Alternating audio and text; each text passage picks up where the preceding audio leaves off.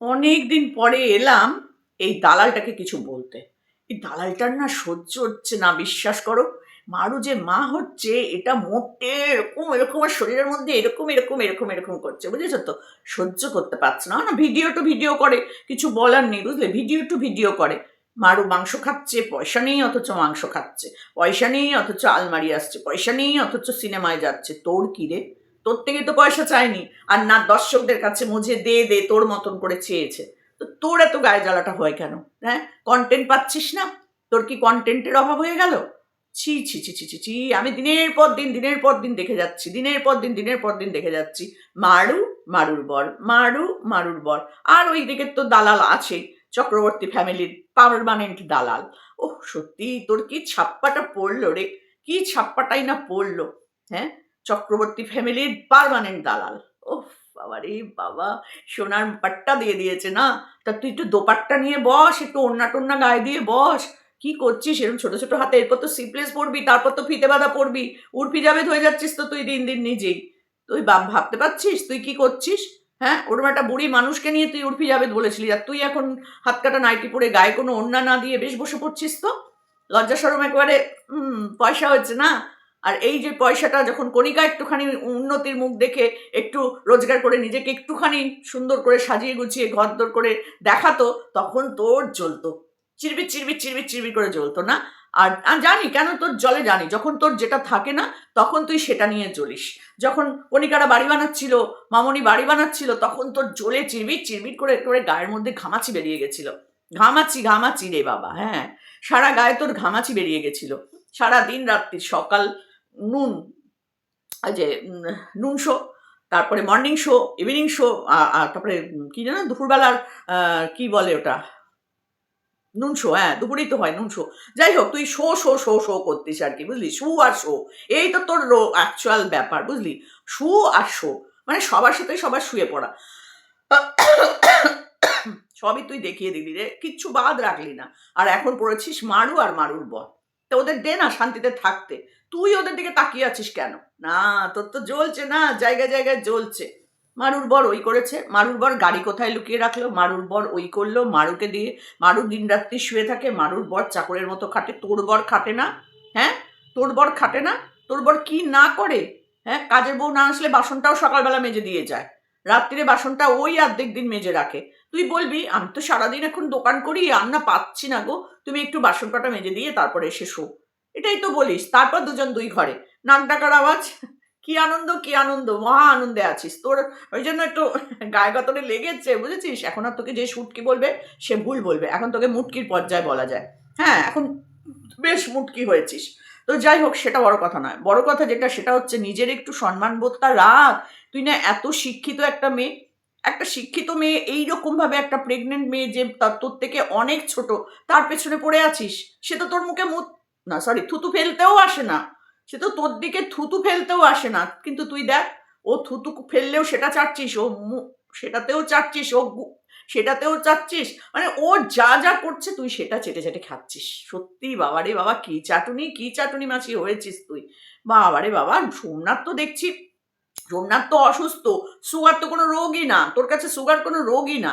Sugar যে কত বড় খারাপ রোগ, আমি আমার চোখের সামনে আমার বান্ধবীর হাজবেন্ডকে চোখের ওপর দেখেছি। আমরা এক পাড়ার ছেলে মেয়ে, ছোটর থেকে আমরা একসাথে বড় হয়েছি। সে ছেলেটা অকালে মরে গেল, দুটো বাচ্চা তার বউকে রেখে অকালে মরে গেছে। তার কিডনি ফেলিওর হয়ে গেছে, তার চোখের দৃষ্টি চলে গেছিল, হাড় গোড় বেরিয়ে এইরকম টিং টিং রোগা হয়ে গেছিল। এই সোমনাথের বয়সী অবস্থাতেই সে মারা যায়। তাহলে বুঝতে পারছিস তুই, তোর কাছে তোর সুগারটা কোনো রোগই না। দিয়ে পারলে উড়িয়ে দিচ্ছিস, সুগারটা কোনো রোগ নাকি? ও মাই গড, সুগার যে কত বড় খারাপ রোগ তুই হয়তো জানিসই না, তোর সে আইডিয়াটাই নেই। খাওয়া দাওয়া কন্ট্রোল করলেই হয়ে যায় না? খাওয়া দাওয়া কন্ট্রোল করলেও অনেক সময় হয় না।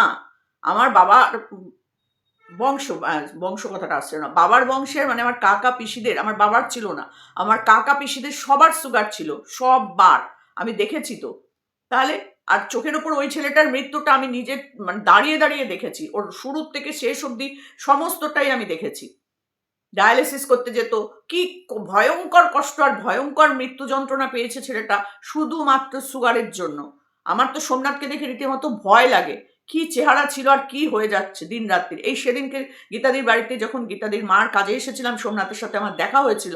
সোমনাথকে দেখে আমি পুরো বলছি, সোমনাথ তোমার চেহারাটা খুব খারাপ হয়ে গেছে। বলছে কি করবো আন্টি, শরীরটাও খারাপ। দেখে সত্যিই খারাপ লাগছিল যে মুখ চোখ পুরো টেনে গেছে ওর, আর সেখানে তুই ফু দিয়ে উড়িয়ে দিচ্ছিস। হ্যাঁ, যে কোনো ব্যাপার না, সুগার কন্ট্রোল করলেই হয়ে যায়, অত সস্তা না, অত সস্তা না। আর হবে নাই বা কেন, কি বাবা হবে নাই বা কেন, কি যাচ্ছে মাথার উপর দিয়ে, শরীরের উপর দিয়ে।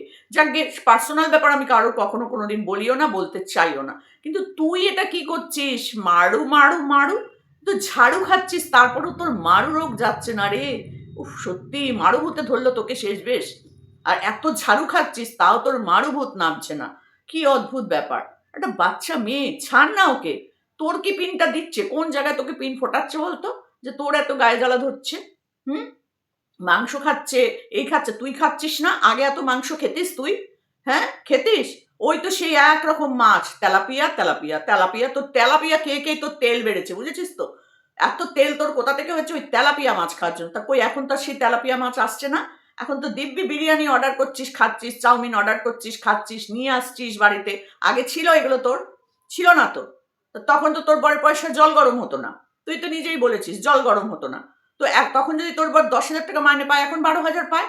কারণ ওই যেখানে ও চাকরি করে খুব বেশি মাইনে হয় না, ওই 12, 14, 15-র মধ্যেই, হায়েস্ট বোধ হয় 15 থাকে। তাও তার ডিউটি থাকে আরো টাফ। আর তোর বর তো সেলসম্যানের কাজ করে, 10-12-র উপরে তো যাবেই না, তাই না?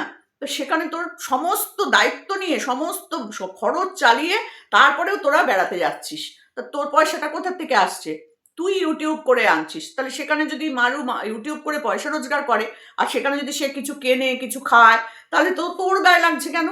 কি অদ্ভুত ব্যাপার আসলে না। যখন কণিকারা বাড়ি করেছিল তখন তোর গায়ের মধ্যে কিটকিট কিটকিট করেছিল, আমি তো বাড়ি করতে পারছি না।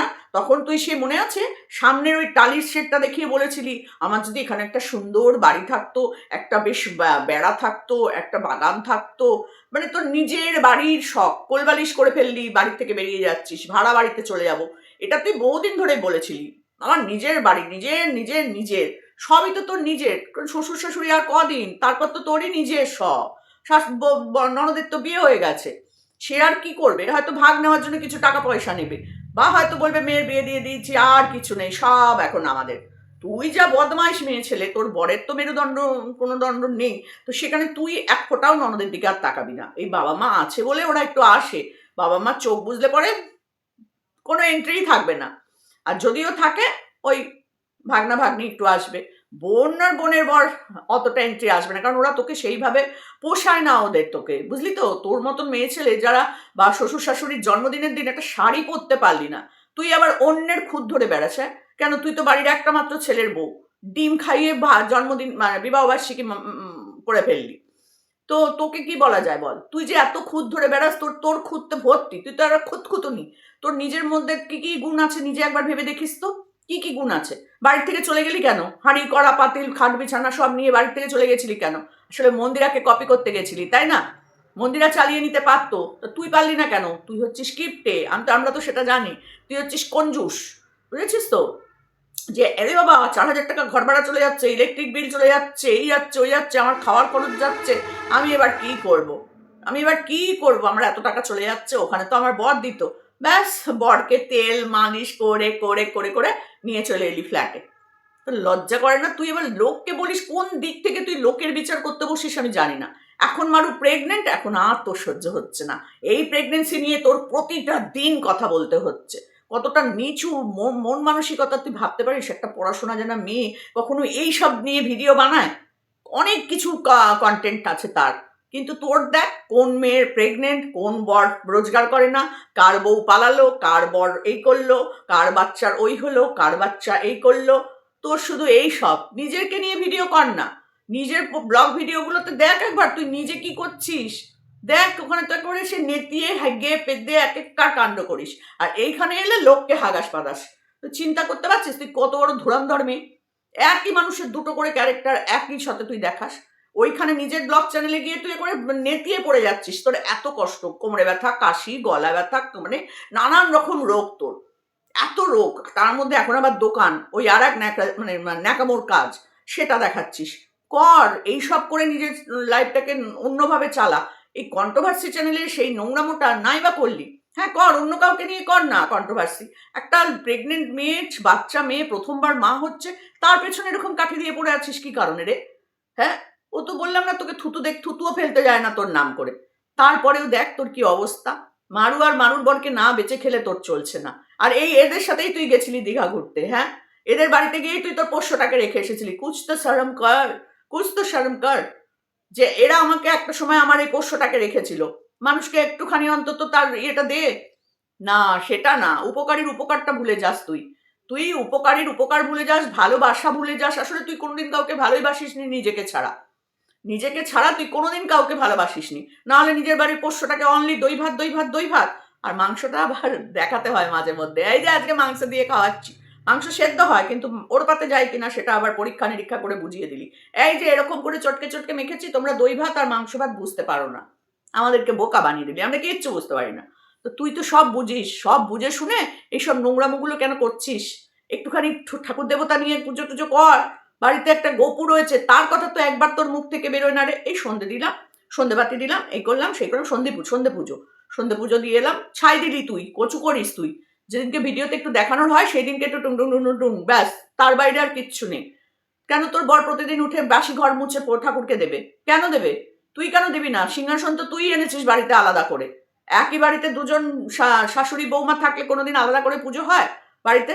হয় না। আলাদা রান্না হতে পারে কিন্তু পুজোটাও আলাদা।